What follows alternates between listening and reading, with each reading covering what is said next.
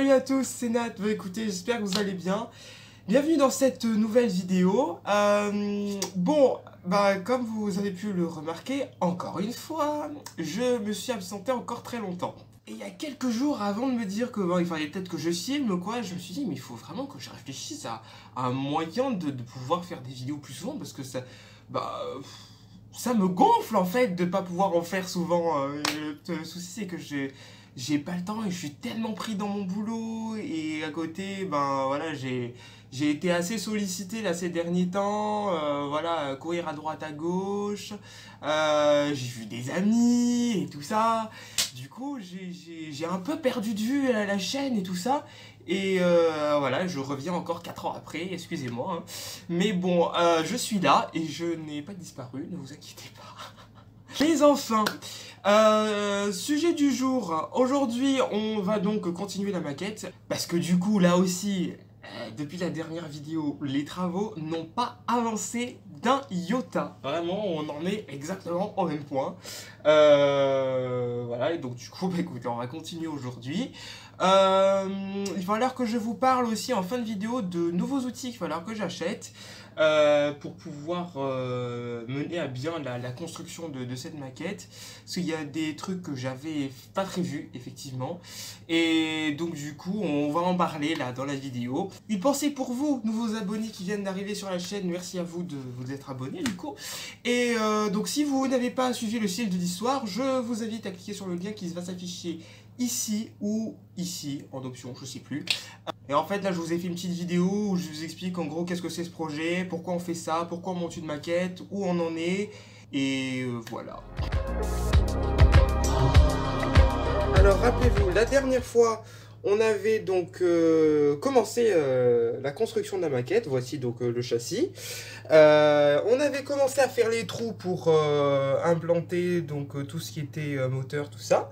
J'ai installé la première pièce, en gros, qui provient d'une voiture que j'ai achetée sur Le Bon Coin, qui était en pièces, et donc j'ai récupéré ces pièces pour les utiliser sur ma maquette de bus.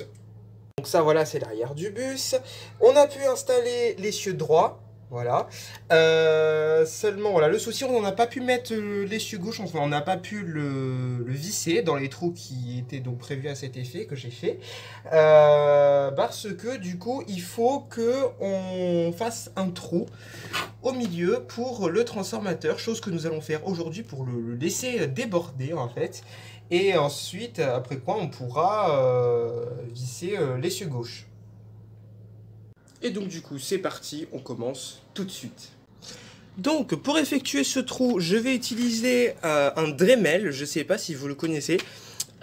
Si je vous l'ai présenté, en fait c'est une sorte de toupie, quoi, si vous voulez, et dessus on peut installer tout type de dispositif, pour que ce soit pour limer, trancher, tout ça. Et donc là en l'occurrence j'ai un set de disques qui va avec, donc je vais monter un disque bon assez costaud quand même.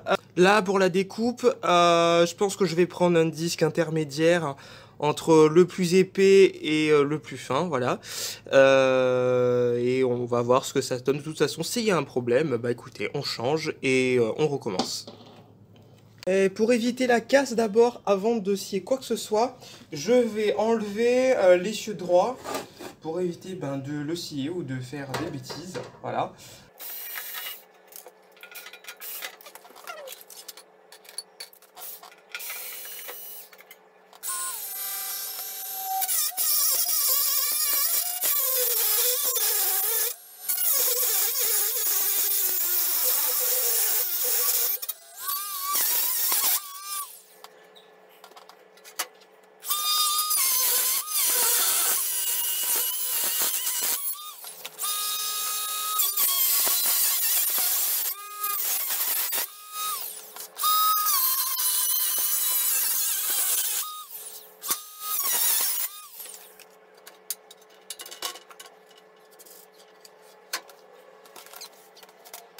Et regardez, voici le trou est effectué.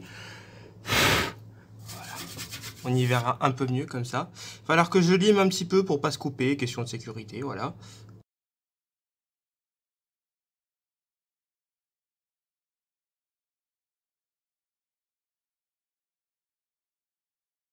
Alors ça y est, notre essieu, il est vissé. Aucun souci, voilà, super. Du dessous, ça donne ça. Il n'y a pas de précaution particulière à avoir parce que bon, ça dépasse pas des masses. Voilà, juste faire attention de... Bon, voilà, pas se prendre une grosse pierre, voilà, pas taper dessus comme un furieux, c'est tout, quoi. Mais sinon, ça devrait passer sans problème. Et vous voyez que quand on se place sous cet angle, c'est-à-dire sur le côté, on voit que en fait en dessous, voilà, la bosse est quasi inexistante, elle gênera pas. À la limite, même moins que les vis, parce que j'ai un peu foiré mon taraudage.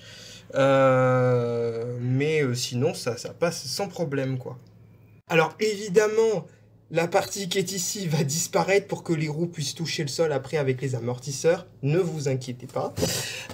Et là tout de suite, du coup, dans l'immédiat pour la vidéo, nous allons installer donc la bague de transmission. Nous allons aussi installer le moteur qui est relié donc à la bague de transmission. C'est un moteur brushless que j'ai acheté chez mon modéliste. Et il m'a conseillé finalement d'en mettre qu'un. Je vous avais dit au début voilà, que l'idéal ça aurait été d'en mettre deux. Mais il m'a dit que ça suffisait amplement et que même d'un point de vue du schéma électrique, c'était pas idéal de mettre deux moteurs. Et puis de toute façon, si jamais on doit changer, eh ben, on mettra plus gros, il n'y a aucun souci.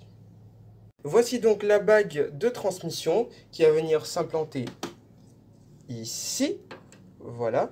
Et donc il faut que je prenne un arbre de transmission. J'ai récupéré là encore de l'ancienne maquette. Alors non, c'est pas celui-là, celui-là il est trop grand. Ceux-ci ils sont trop petits. Haha. Mince. Il semblerait. Attendez. Non, c'est pas le bon. En fait, peut-être que c'est le grand. Peut-être que c'est le grand avec le. Non, ça m'étonnerait parce qu'il rentre pas. Cela m'étonnerait. Oui, non, c'est pas celui-là, effectivement. Ah. J'avais donc un arbre de transmission moyen. Et je me suis démerdé à le perdre. Alors ça, c'est malin. Ah. Que de rebondissements dans cette vidéo, décidément.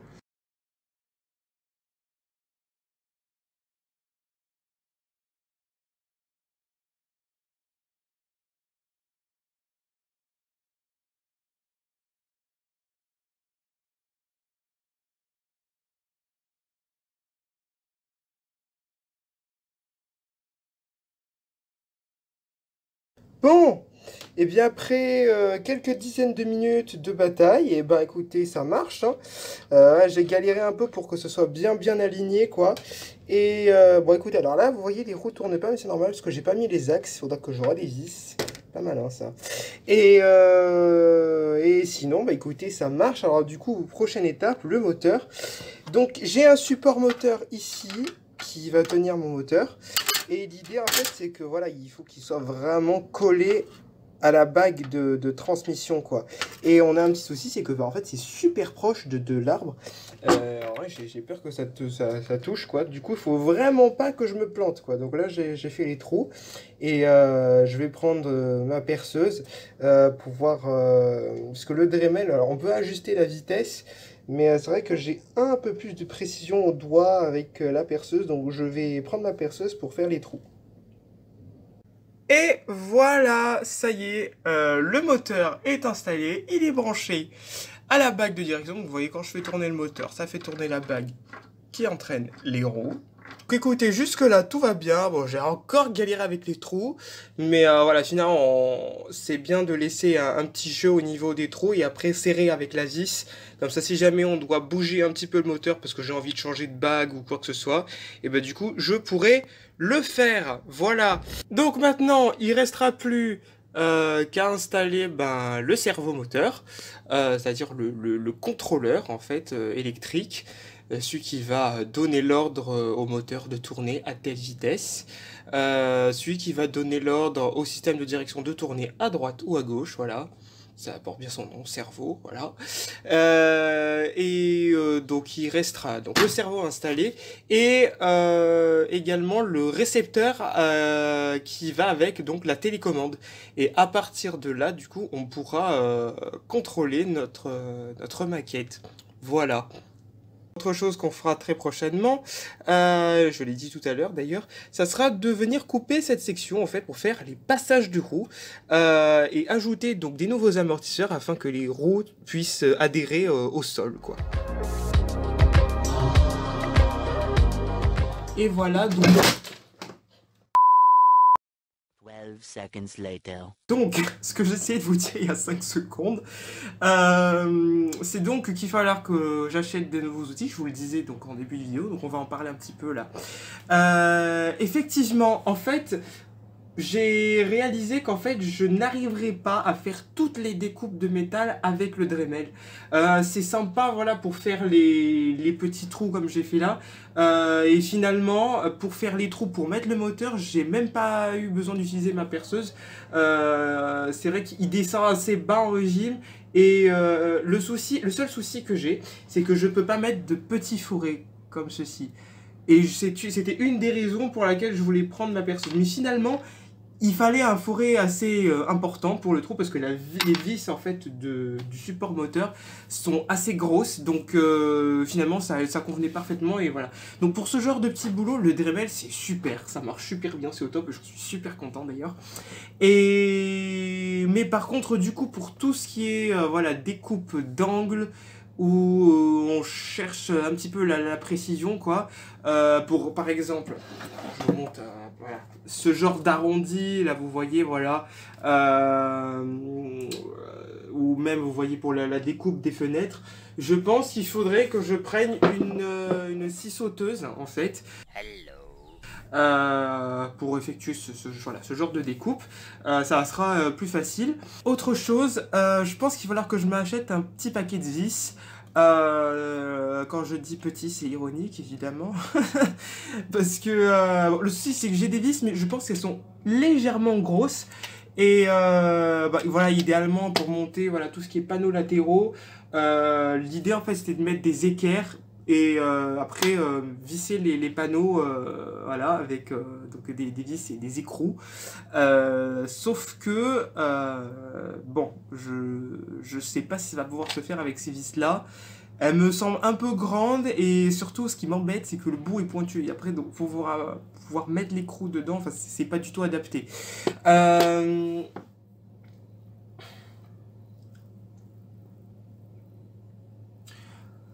Ensuite, donc, il me reste donc, le servomoteur et le contrôleur. Ensuite, il me reste donc le servomoteur et la télécommande et son récepteur à acheter pour pouvoir finaliser le système. Et je ne sais pas comment je vais me débrouiller encore pour la direction, parce qu'il y a quand même pas mal d'éléments manquants sur celle que j'ai achetée d'occasion, qui est sur la voiture, l'ancienne voiture thermique, qui n'était plus utilisée. Donc du coup je ne sais pas exactement comment je vais me débrouiller, d'autant plus que à ce niveau là vous voyez il y a besoin d'avoir un maintien en fait, et normalement il y a une pièce qui va avec et cette pièce je ne l'ai pas. Alors ça se commande, ça existe, mais je ne sais pas si elle sera vraiment adaptée à ce système là, donc je vais peut-être malheureusement être obligé de commander un autre système de direction. C'est dommage parce que celui-là il est pas mal. Plus là maintenant je l'ai graissé, enfin ça fonctionne même. C'est juste que voilà, il faut vraiment un maintien, maintenir ça, que ça tienne droit et que voilà, sinon la direction va être un peu pâteuse quoi. Voilà. Et bon écoutez, pour l'instant je suis confiant, je pense que ça va se faire forcément petit à petit. Là voilà, bon on n'a pas avancé des masses, c'est vrai que j'aurais pu faire ça en une seule vidéo la dernière fois, mais après voilà, j'ai pas eu le temps tout simplement. J'ai réfléchi à quelque chose aussi pour la calandre avant et les effets stylistiques de carrosserie quoi.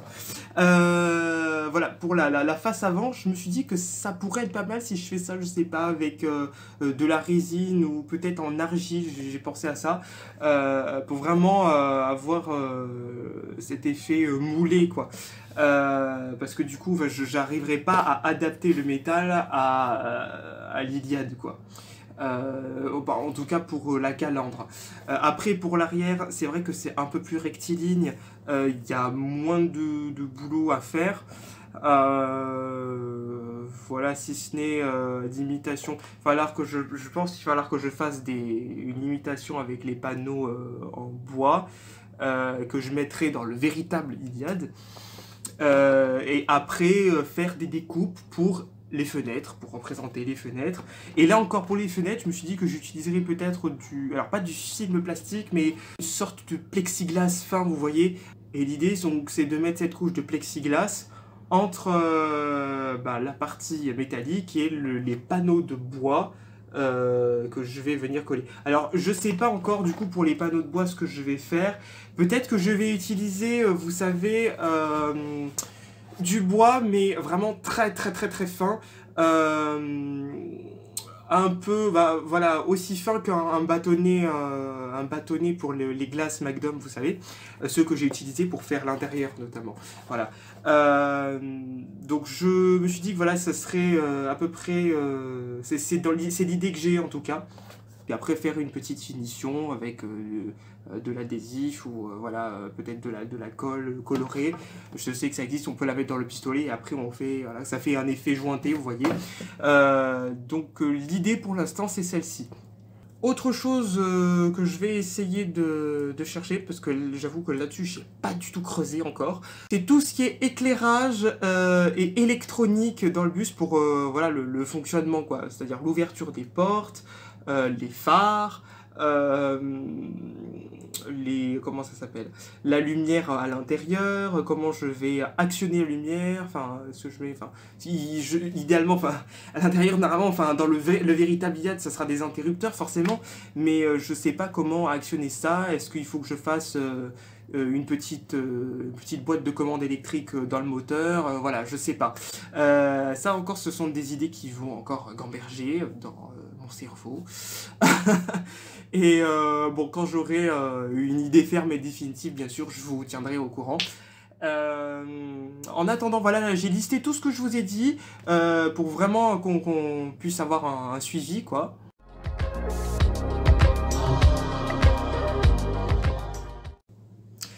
Et voilà, c'est ainsi que cette vidéo se termine. Je vous remercie de l'avoir suivi. Si elle vous a plu, n'hésitez pas à mettre un petit pouce bleu.